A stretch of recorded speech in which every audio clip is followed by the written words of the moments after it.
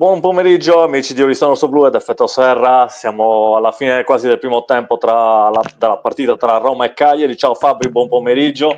Risultato Buonasera a tutti, 0-0. benvenuti. Ciao, proviamo a inserire Bruno che lo vedo appena entrato in room ma in macchina, non so se riesce ad avere la linea, comunque lo aggiungiamo lo stesso. Ciao Bruno, buon pomeriggio, fine del primo tempo in questo momento, vai Fabri e poi iniziamo a leggere anche i commenti e poi andiamo da Bruno. Allora, perché poi mi si accusa sempre di essere quello critico. Allora, è il trionfo del non calcio.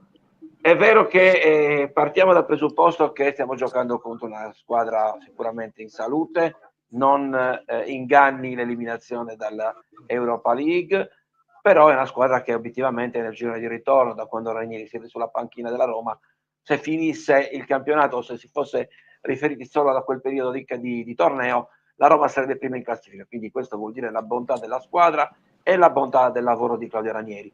Però ragazzi è evidente che nonostante il divario tecnico il Cagliari ce la sta mettendo tutta per incanalare la partita su dei binari che, perdonatemi, insomma, il richiamo mi sembrano molto quelle partite anni 70, anni 80, quando giocavi, che ne so, un Juventus Atalanta, un Juventus Avellino, dove c'era una squadra che faceva la partita e una che badava prima di tutto a non prenderle. Però c'è la possibilità di far male. E dov'è il settore dove possiamo far male, a mio modesto avviso? È il centrocampo. La Roma gioca con un 4-2-4, gioca con due punte molto alte che sono Sule e Drovnik e due esterni molto alti e gioca con appena due in mezzo al campo che sono appunto i due giocatori di colore e Paredes. Noi abbiamo una superiorità numerica in mezzo al campo e lasciare tutto questo spazio agli attaccanti e ai difensori avversari e fare praticamente quasi tutto il primo tempo dentro la nostra metà campo, è evidente che poi, come abbiamo visto, qualche errorino ci può scappare.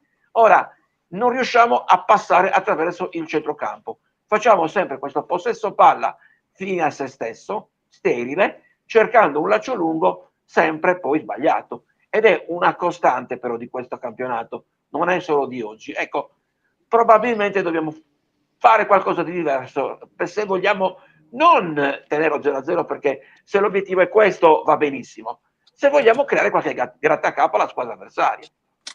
Anche perché poi la prima occasione vera c'è stata al 44esimo È con quel quello, tiro cioè alto alla di fine Sortea. rischi veramente che alla prima occasione buona, costruita bene, puoi anche far male. Bruno, buon pomeriggio, a te la linea, anche se sei in Ciao studio mobile. ragazzi, Dai. oggi studio mobile, in trasferimento, in fase di trasferimento, ma quello che racconta Fabrizio è pura realtà, considerando che la Roma, allora sulla formazione, io questa mattina avevo previsto questa formazione con Prati e con Deiola, quindi più coperti sulla linea mediana e con la sorpresa, l'effetto sorpresa Prati. Il Cagliari avrebbe dovuto pensare che la Roma rientra dalla Spagna con una eliminazione dalla Europa League e sicuramente era scontato che sarebbe rimasta frastornata e traumatizzata da questa eliminazione, con tutte le attenuanti, l'espulsione dopo appena 12 minuti del tedesco, del giocatore della Roma, quindi insomma poi giocare in quello stadio che io conosco e fa impressione. Fa impressione, è qualcosa di meraviglioso, è quello al quale ci si doveva ispirare tornando indietro di 11 anni. Ecco, il Cagliari si voleva ispirare proprio ai baschi Di Bilbao.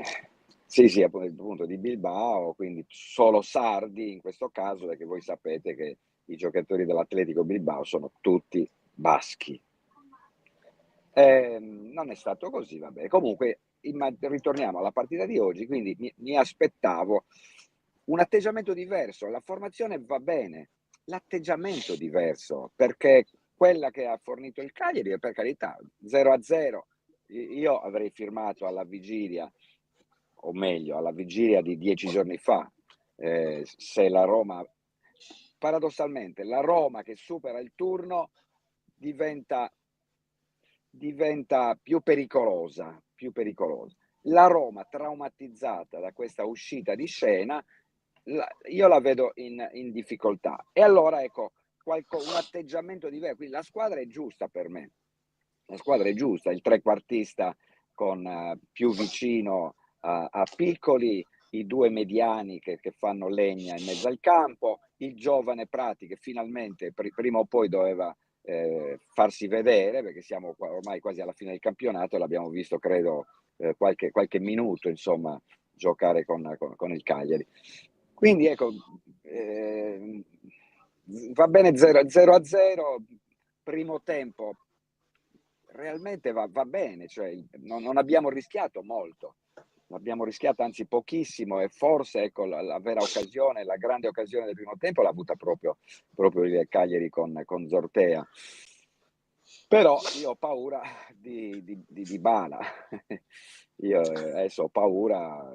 Il Cagliari ha speso molto perché per giocare non so quanti minuti, 70 minuti nella propria metà campo, pressando a tutto campo sui portatori di palla della Roma, hai speso molte energie. Non abbiamo grandi cartucce, non abbiamo grandi armi noi in panchina, a differenza della Roma che chiaramente ha una qualità diversa e anche quelli che hanno giocato di meno, quelli che non hanno giocato a Bilbao potrebbero avere più forze, non lo so, io condivido, ma non è facile trovare la linea di demarcazione, ecco, tra quello che avrebbe dovuto e quello che ha fatto, perché avremmo firmato tutti per un pareggio dopo i primi 45 minuti di gioco.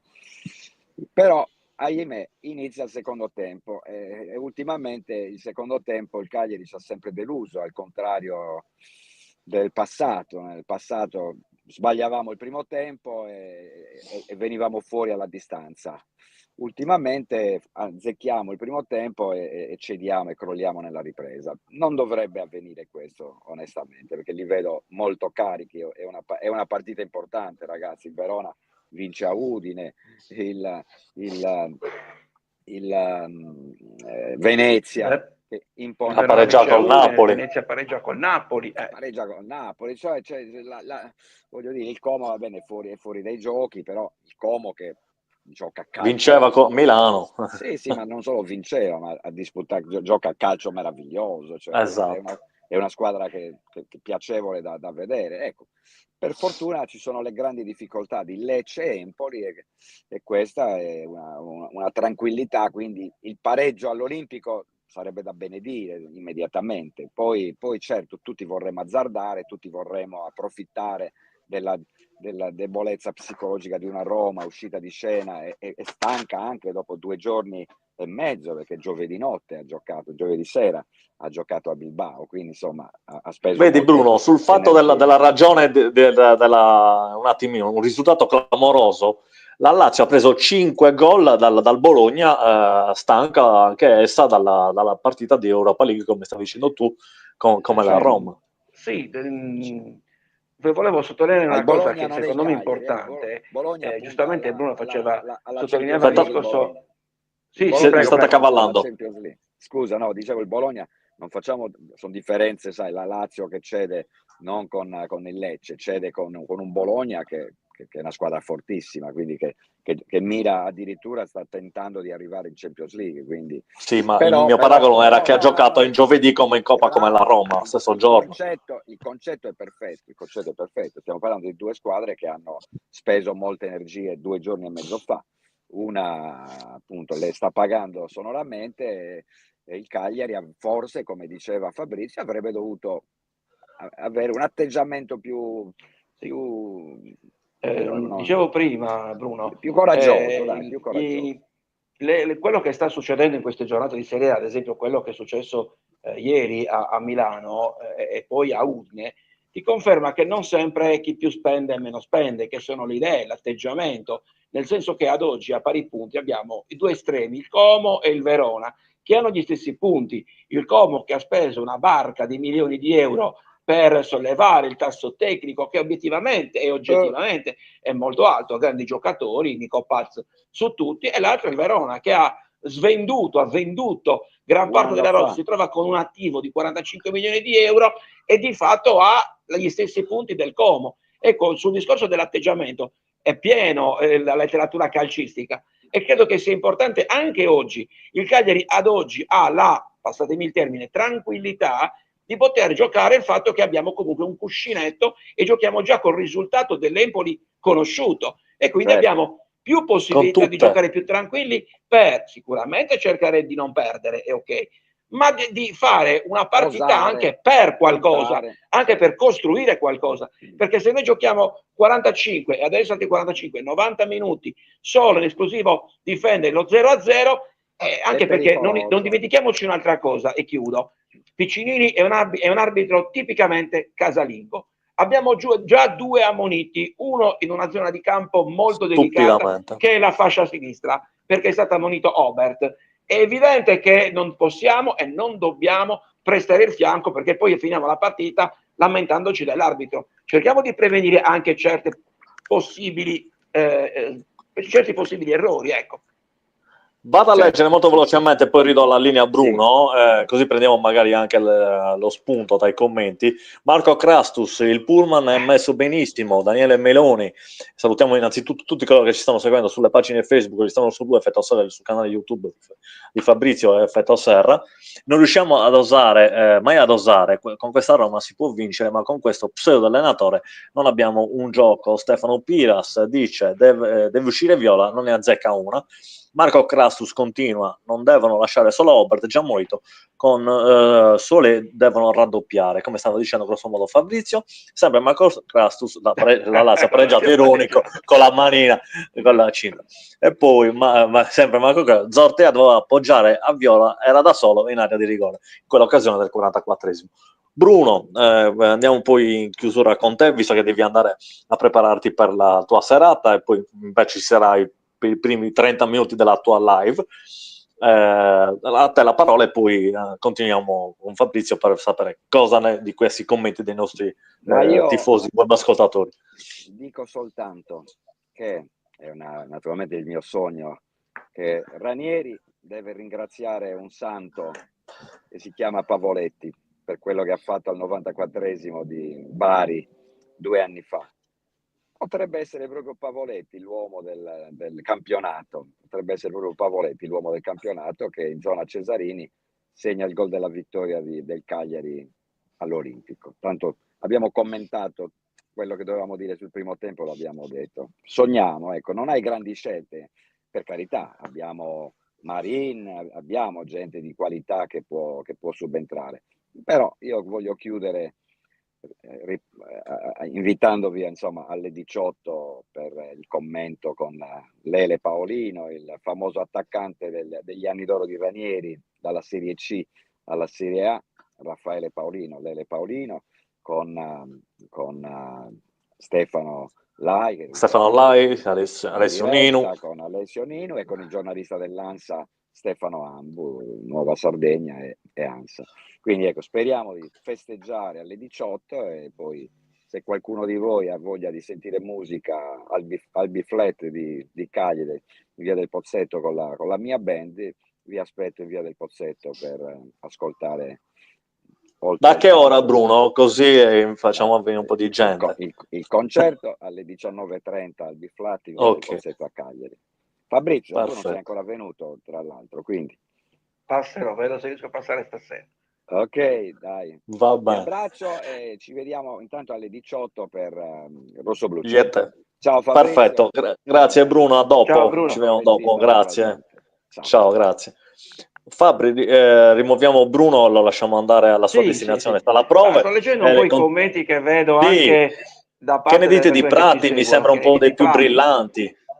Sì, allora, è chiaro che l'ingresso di Prati dal primo minuto dà ovviamente quella geometria che non gli dava obiettivamente, che non gli stava dando nell'ultimo periodo Macumbu.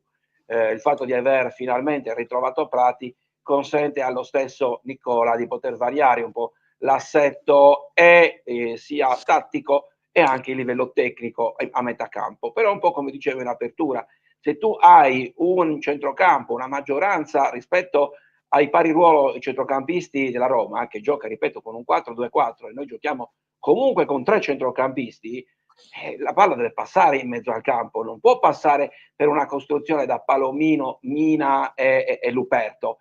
Obiettivamente loro, è chiaro che ci pressano, e io mi sono accorto di una cosa, che man mano che passava il tempo della partita, del primo tempo, la linea difensiva della Roma si alzava sempre di più, arrivando fino alla nostra tre quarti, cioè fino alla loro tre quarti, cioè la nostra metà campo. Ecco, da questo punto di vista, giocare troppo bassi, ahimè purtroppo c'è il cosiddetto non detto, passami il termine, dove è chiaro che tu stai puntando, semplicemente stai facendo capire alla squadra avversaria che stai giocando solo per difenderti, quindi loro prendono coraggio e ti aggrediscono. Devi comunque fare in modo di poter essere fastidioso e di creare occasioni da rete, anche poche, ma quelle poche devono far suonare il campanello d'allarme. Il Cagliari nel primo tempo ha provato 2 volte a impensierire Svilar, la prima volta è sembrato più una conclusione così di quasi come per alleggerire, no, di alleggerimento, una conclusione a 30 metri centrale, che francamente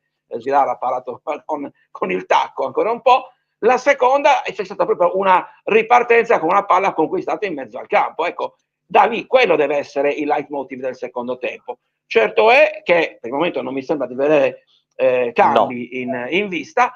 Certo è che l'atteggiamento del Cagliari, visto il primo tempo, deve secondo me letteralmente cambiare. E aggiungo ancora una volta, la Roma può contare in panchina su un giocatore come Dybala, che francamente non lo scopriamo noi qualche giocatore di buona tecnica come Marin ce l'abbiamo.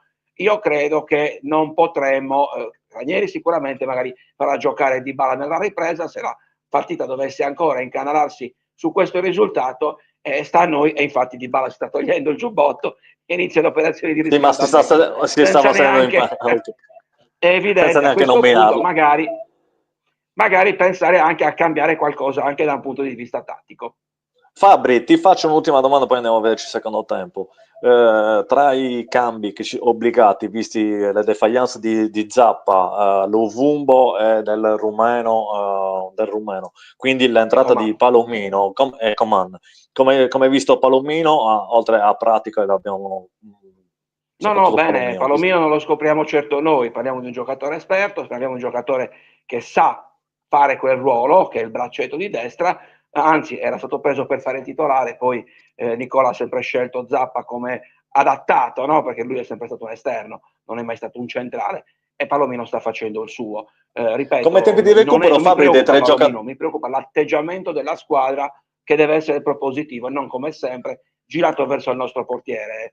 Ci sono state anche nel primo tempo un contropiede dove sulla nostra tre quarti ci siamo girati, voltati e siamo ritornati dalle parti di Caprile. Ecco, questo è secondo me l'anticalcio. L'obiettivo è quello di segnare. Va bene tenere palla, ma deve avere un fine, che è quello di segnare, non semplicemente di far passare il tempo. Fabri, mi senti? Volevo chiederti assolutamente se per te ci sarà qualche cambio in corso, tipo Macombù, gente che è stata, secondo te, più sicuramente avanti? Dalla parte della Roma. Da noi qualche cambio ci sarà, bisogna capire la partita in quali condizioni volgerà, perché se la partita rimane incatenata solo 0-0 non sono esclusi secondo me cambi più conservativi. Se invece dovesse essere col Cagliari in vantaggio o più difensivi, ulteriormente difensivi, se dovessimo passare in svantaggio è evidente che dovrà essere costruito un altro tipo di atteggiamento tattico. Ultima domanda, prima andiamo in chiusura. Tempi di recupero dei tre infortunati, Lovumbo, Zappa. Io stavo sentendo, leggendo anche un po' i siti specializzati, più specializzati di noi, e si parlava della settimana prossima, cioè adesso ricordiamoci che sarà la pausa, quindi fondamentalmente non si giocherà. Per la prossima, che è un altro scontro diretto ed è fondamentale in questo caso, e si gioca in casa contro il Monza. Ecco, a recuperare comunque Lovumbo e Coman, secondo me stiamo parlando di 2 giocatori in più, 2 frecce dell'arco in attacco che non saranno sicuramente male. Bene, grazie Fabri, buon secondo tempo, buon proseguo di domenica, buon pomeriggio sempre con me c'è Bruno, ci vediamo alle 18 con Rosso Blu 100. Buon pomeriggio e buon secondo tempo a tutti. Ciao a tutti, grazie. Ciao. Fabri.